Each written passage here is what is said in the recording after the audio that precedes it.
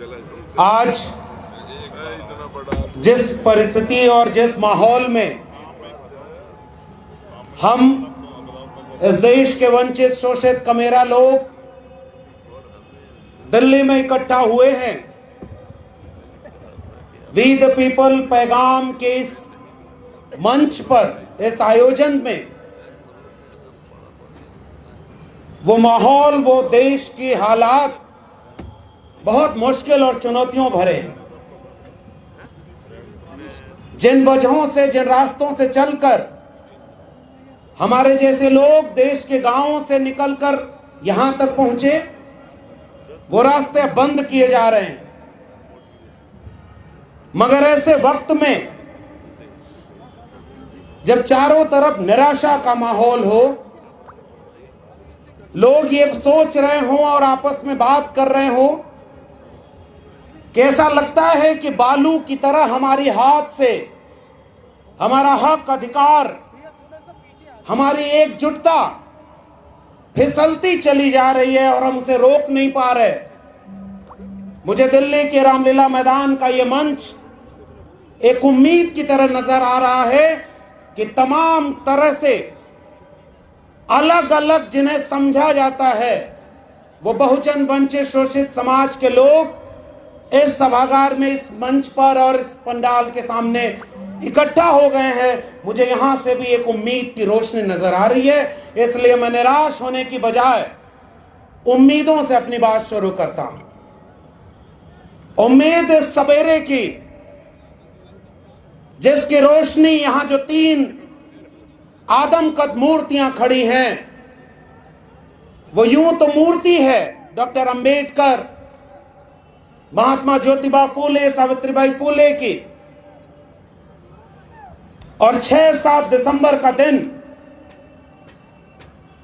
जिस दिन डॉक्टर अंबेडकर को वो लोग भी मजबूरी में ही सही याद करते हैं जो अपने दिल में गोडसे, गोलवलकर और हेडगवार को रखते हैं। आप अपने पुरखों के उस कद को महसूस करिए जिन्हें पहले नजरअंदाज किया गया। मुल्क की आजादी के बाद उन पर किताबें नहीं छापी गईं, इस देश में उन पर कुछ पढ़ने के लिए किताबें नहीं मिली, विश्वविद्यालयों में शोध नहीं हुआ। गोया बात नहीं करेंगे तो डॉक्टर अंबेडकर खत्म हो जाएंगे, फूले खत्म हो जाएंगे, बिरसा मुंडा का नाम लेने वाला कोई नहीं होगा। मगर आज मैं इस बात को पूरी जिम्मेदारी से कहना चाहता हूं कि इस मुल्क के किसी भी कोने में हक हुकूक के लिए कोई भी आवाज अगर उठती है तो उन आवाजों में प्रेरणा स्रोत के रूप में भारत के संविधान के साथ बिरसा, फूले, अंबेडकर और पेरियार एक नजीर, एक उदाहरण बनकर के हमारे सामने है। मिटाने वाले मिट गए और आज उम्मीदों का नया सूरज हमारे सामने। ये बात बिल्कुल ठीक है कि जितनी आबादी हमारी है, जितना हक मौका हमारे पास है, उससे तो इस मुल्क के हुक्मरान, इस मुल्क के वंचित शोषित कमेरा लोगों को होना चाहिए था। लेकिन अफसोस, मैं तो दिल्ली विश्वविद्यालय में पढ़ाने वाला एक ठेके पर प्रोफेसर हूं। अब इस समय ठेके की बात क्या करना, जब इस समय इस देश में ऐसे लोग प्रधानमंत्री बन जाएं जिन्होंने इस देश को यह भरोसा दिया था कि वो बेच रहे हैं भारत को। मैं चैन से कैसे सो जाऊं, सौगंध मुझे इस मिट्टी की, मैं देश नहीं बिकने दूंगा। और जब वो प्रधानमंत्री बन जाए तो एक एक करके उन सारी चीजों को बेच दिया निजी हाथों में जो इस देश ने 70 साल में कमाया था, जैसे तैसे भी कमाया था। उसे चाय बेचते देश में किसी ने नहीं देखा, मगर देश बेचते इस देश के हर लोग देख रहे हैं, फिर भी ये मुल्क की आवाम खामोश है। मुझे अफसोस है इस मुल्क के लोगों के ऊपर कि उसने धोखा दिया, झूठ बोला।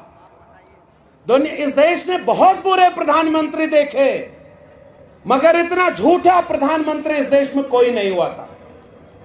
खुलेआम झूठ बोलना, और वही झूठ बोला था उस प्रधानमंत्री ने कि मैं आज इस देश का प्रधानमंत्री तब बन पाया जब बाबा साहब और उनका संविधान था। अरे भाई, अगर तुम बाबा साहब की वजह से प्रधानमंत्री बने तो बाबा साहब के सपनों का भारत बनाते, बिरसा और फूले के सपनों का, पेरियार के सपनों का भारत बनाते। तुम तो जुबान पर डॉक्टर अंबेडकर को रखते हो, बिरसा फूले को, और दिल में गोडसे और गोलवलकर का भारत बना रहे हो। आज जब हम यहां बात कर रहे हैं, इस देश में राज्यसभा में शीतकालीन सत्र शुरू हुआ है और आज ही सदी का सबसे झूठा प्रधानमंत्री संसद में खड़े होकर बोल रहा है यह देश अब अमृत काल की तरफ जा रहा है, एक नया सवेरा है। मैं उससे यहां रामलीला मैदान से यह सवाल करता हूं, किस बात का सवेरा और किस बात का अमृत काल? क्या इस मुल्क को इस बात के लिए विचार नहीं करना होगा कि आजादी के 75 साल बाद जब तुमने इस देश के लोगों को गुमराह करने के लिए हर हाथ तिरंगा, हर घर तिरंगा, 2022 तक सबको घर दे देंगे, तमाम तरह के झूठे वादे किए, बुलेट ट्रेन चलाएंगे, 2 करोड़ रोजगार देंगे, 15 लाख रुपए देंगे, हवाई चप्पल वाले को हवाई जहाज में उड़ाएंगे, और ऐसा करते करते उस बेचने वाले ने सबसे पहले सपनों को बेचा और उसके बाद एक एक करके आपके हक अधिकार की जगहों को बेच दिया। तो किस बात के तुम प्रधानमंत्री और कौन सा ये नया भारत है? मेरा सवाल यह है। हमी को दरिया पे जाने से रोकने वाले हमसे ही पानी का हिसाब मांगते हैं। आज तक तो कभी आपने इन तालीमी इदारों में, देश के विश्वविद्यालयों में बहुजनों को पहले आने से रोका। मैं एक ही विषय पर बात करूंगा कि इस पूरी वंचना में सबसे ज्यादा भूमिका भारत के संविधान के कमजोर किए जाने की कैसे है। और चूंकि विश्वविद्यालय से जुड़ा हूं तो मैं ये बात कह रहा हूं कि विश्वविद्यालयों में सबसे पहले तो हमारे लोगों को आने नहीं दिया। डॉक्टर अंबेडकर हो, फूले हो, पेरियार हो, इन सब ने जो सबसे महत्वपूर्ण लड़ाई लड़ी थी, कलम और किताब की लड़ाई लड़ी थी कि अगर पीढ़ियों को कलम और किताब हाथ में पकड़ाएंगे तो वो केवल अपना मुस्तकबिल ही नहीं, इस मुल्क का मुस्तकबिल बदल कर रख देंगे। आए कुछ लोग विश्वविद्यालयों में, रिजर्वेशन तो 1997 में हायर एजुकेशन में आया, मंडल का दौर आया तो मंडल का विरोध करने वाले इन विश्वविद्यालयों, मीडिया घरानों और देश के बड़े बड़े संस्थानों में बैठे एलीट अपर कास्ट लोग जो अंग्रेजी बोल करके सोचते थे कि भारत एक डेवलपिंग कंट्री है, उन्होंने आपके बच्चों के आरक्षण का विरोध किया था। अभी एक वीडियो अभी वायरल हुई, पटना का एक जज, अब विडंबना देखिए, 1 दिन 2 दिन पहले की वीडियो है कि वो जज जब ये कहता है कि भाई क्या सबके घर पे बुलडोजर चला दोगे, कानून का राज नहीं है क्या? तो वो जज इस देश के तमाम प्रगतिशील लोगों को बहुत पसंद आता है, एक नायक बनकर कि चलो भाई सारे जज बिके नहीं हैं, सारे कॉलेजियम से आकर के अपने रिश्तेदारों को जज बनवा करके सरकार की हाँ में हाँ मिलाकर न्यायपालिका को इस कार्यपालिका का गुलाम नहीं बना दिए। सारे जज राम मंदिर का फैसला आज सुनाए, कल राज्यसभा की शपथ लें, ऐसे नहीं हो गए। कुछ जज अच्छे भी हैं जो अच्छा फैसला सुना रहे हैं, सबने सर आंखों पर बिठाया। और जब उसी जज की एक वीडियो आई कि एक व्यक्ति जो सामने खड़ा है उसके ऊपर वो पटना हाई कोर्ट का जज कहता है क्या भाई आरक्षण से आए हो क्या, और उसके बाद पूरे कोर्ट परिसर में एक ठहाका लगता है। यह है आजादी के अमृत महोत्सव मनाने वाले मुल्क की हकीकत। अब आप कहते हैं कि भाई हम लोग ये शिकायत करते हैं अपने गांव के लोगों से, कम पढ़े लिखे लोगों से, कि उनको पढ़ने का मौका नहीं मिला तो वो पाखंड में बसी हैं, वो कांवड़ हो रहे हैं, वो अंधविश्वास में जी रहे हैं, और जब पढ़ लिख लेंगे तो समझदार बन जाएंगे।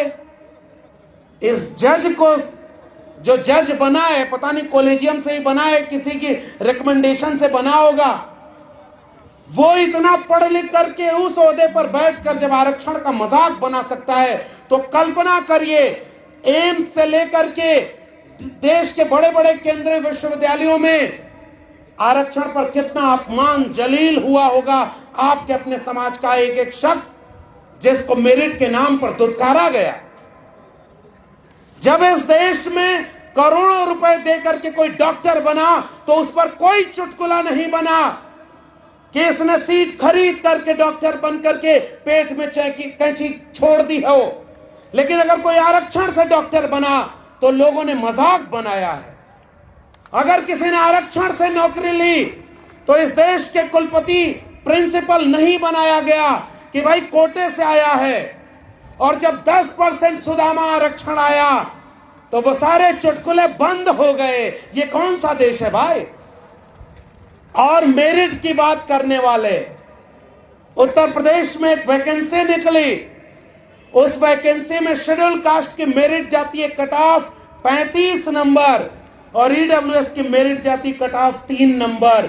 यानी जो मेरिट वाली थे, मुखस्य जायते ब्राह्मण बाहुर नाम क्षत्रिया, जो मेरिट के नाम पर आरक्षण वालों को गाली देते रहे, जब एक ओपन एग्जाम हुआ और ईडब्ल्यूएस का बैसाखी भीख उन लोगों को मिली, तो शेड्यूल कास्ट वाले लोगों से 20 गुना नीचे मेरिट निकली। ऐसे जमूरों ने हमारे लोगों को अपमानित किया है।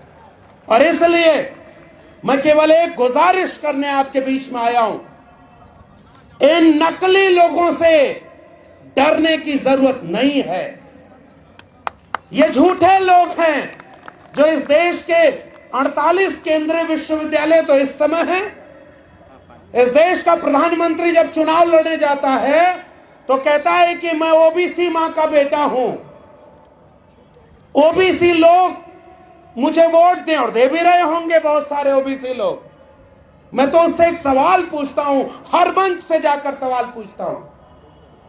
चलो छोड़ दो, ओबीसी होने के बाद भी हम तो तुमसे उम्मीद भी नहीं करते कि तुम छत्रपति साहू जी, महात्मा ज्योतिबा फूले, सावित्रीबाई फूले और डॉक्टर लोहिया और तमाम लोगों को जानते होगे। हम तो तुमसे उम्मीद भी नहीं करते, क्योंकि मेरे विश्वविद्यालय से पढ़े हो, एंटायर पॉलिटिकल साइंस किए हो और उसकी भी डिग्री तुम्हारी झूठी है, इसलिए हम तुमसे ज्यादा उम्मीद नहीं कर रहे। बन गए प्रधानमंत्री। लेकिन एक बात बताओ, अगर इस मुल्क के किसी भी कोने में जाकर तुम कहते हो कि तुम ओबीसी हो, तो इस देश में प्रधानमंत्री रहते हुए तुमने 8 साल में एक बार भी मंडल कमीशन का अगर नाम लिया हो तो मुझे बताओ, तब मैं मानूंगा कि तुम असली ओबीसी हो। ये गोडसे, गोलवलकर और हेडगवार के वारिस जब मौका मिलता है तो 80% हिंदुओं एक हो जाओ कहते हैं, और जब वोट लेना होता है तो ओबीसी नाम लेते हैं। मंडल कमीशन आया तो मंडल के विरोध में कमंडल लाने वाले लोग